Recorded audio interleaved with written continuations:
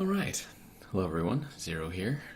Just giving you a little quick update on what I've been doing over here with my processor. Last video, you saw that the counter, the 8-bit counter was all done. It's got an overwrite the program counter, read the program counter, and then increment it. Okay, and so then you put stuff in, you can overwrite it, you can increment it, and then you can read it from there. Now, I still don't have this connected to anything, but once again, that's because I haven't figured out quite how I'm going to put everything in yet. To show you what I have been working on, that's all this stuff over here. Alright, so as you know, processors get instructions that are stored in memory, and then based on those instructions, they perform a certain action, right? So what I've done here is I've created some addressing, basically. So this first one here is checking for, and then I'm going to start the address, the instructions. This is going to be the 7th bit, and this is the 0th bit, or 1st bit, 8th bit, however you want to look at it. So then starting from here and then going up 16 different bits, these are going to be for 16 different instructions. Now, I don't know what these instructions are going to be yet. I just know that it's there. The way that I have it working is this is actually the timer that I've made. If you want to see how to make this, if you can't see just from how it's set up, I did make another video detailing how to make this. So this is just a little timer, goes back and forth, pistonless. Yeah.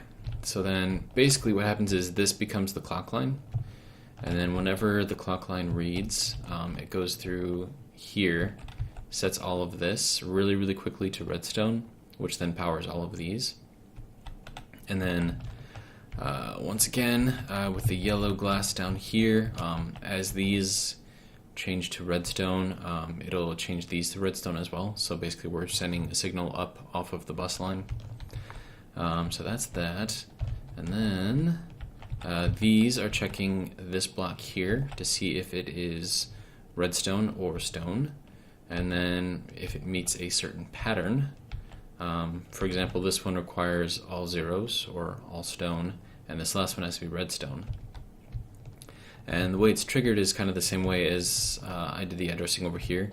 So we have a redstone torch over here creating a signal. If all of these go through, then the redstone signal hits this repeater right here, which then powers these two command blocks, which change this glass here to redstone. And then as soon as it toggles off, then it'll change it back to glass. So this one here, something else to note, this here is kind of like the reset. So every clock tick, this one for this group of instructions, this one, all it does is it takes all of that redstone and it erases it. So it just changes it to air. And then after 2 ticks, and I actually had to increment this because I was having an issue with this not getting there quick enough, and then like if you have redstone up here, then what's going to happen is if you have redstone down here, then it's just going to power itself, and so then it'll turn on and never turn off. So the way I fix that is to take and increment this by 1 tick. And then these two don't actually do anything, but when this gets activated, then these will tell something somewhere to do something, which will then trigger the rest of the instruction. So this one turns all of this to redstone. This one over here turns it all back to quartz. So it gives it just enough time to trigger all of these. And then all these are doing is this one is setting redstone here. This one is setting redstone here and here, if these blocks down here detect redstone, of course. And then this one puts 2, this one puts 2, and so basically it just creates this whole line here. And then if it reads the right one, then this turns on, this turns to redstone, and we'll be able to see it from up there. So, without further ado, let's go ahead and give that a look.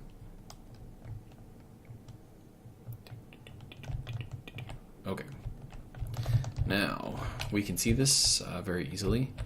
Alright, so what we're going to do is we're going to change the 8th bit over there to a 1. So we've got all zeros. We want to change this one to a 1. So this would be basically triggering the first instruction. So when the clock ticks, there we go, it turns on that instruction. Now, the reason why we want this to work off of the clock is because everything within the processor needs to happen in steps, right? So you do this operation, then you do this operation, then you do this operation, then you do this operation. And that's how a processor works, is it just constantly goes through all these different operations. And all of that is based off of the clock signal that is within the processor. So this will read to see if there's an instruction on the line every clock tick. If there is, that's not enough to put the instruction out, because I could also have a memory location like this. So if I wanted to put data into this one and I was loading it over into here, this is the address register. We don't want this to try to run whatever this instruction is going to be if all I'm trying to do is load up that. And that's the same for all of these. So while this is kind of acting like an AND, like if the bus reads the correct combination of ones and zeros and as in a logic and, then this will turn on. We're going to have to put another AND on there, so that way if we want this, like if we want the processor to actually run an instruction, then it'll send up a high signal somewhere. And then if that signal and this signal are both high, then it will do the instruction. So that's kind of how we have it set up right now. It might change, it might not change. I don't know, I kind of like the way that this looks. And then let's say that we wanted to load up this instruction, which should be the very last one. Oh, well, that's interesting. What happened was, I'm kind of slow on clicking these things on, right? So by the time that I had clicked, well, that one was already on, I clicked the first 3, and then the clock ticked, right? And so then it thought that I was only putting up these 3, when I was still trying to put up this 4th one. And that's another reason why we want to have the have like an AND bit, or like an instruction bit somewhere, so that way, like let's say that, I don't know, let's say that ran an instruction when we were still trying to click on this other one over here. We would then get an error in the operation because it did something that it wasn't supposed to. So that's why we need the instruction bit, which, I don't know, I'll figure out how to do that somehow. And then we just AND that with whatever the instruction reads. And then let's, if we want to look at this one, and then that one should pull, yeah, that one, because I turned off the second one here. Yeah, so basically you can see how this works. And so this is how I'm going to process instructions. And then this timer circuit will probably get branched out, in a bunch of other places. But basically, what some of these are going to be going to are these gold lines, right? So if we hit a clock pulse, we get the instruction, and the instruction bit, that's telling us to do some instruction is high, then just turning these on might turn on one of those.